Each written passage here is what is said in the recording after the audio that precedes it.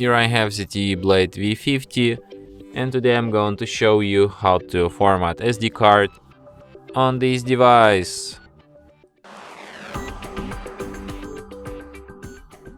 So firstly you should go to settings, then you should go to storage section, then go to SD card, select format, tap OK, and after a few seconds SD card will be fully formatted and ready to be used anew.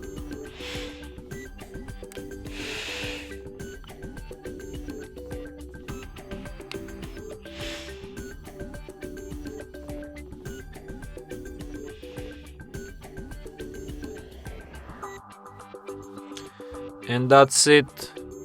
Thanks for watching. If you find this tutorial useful, don't forget to hit that like button and subscribe to our channel.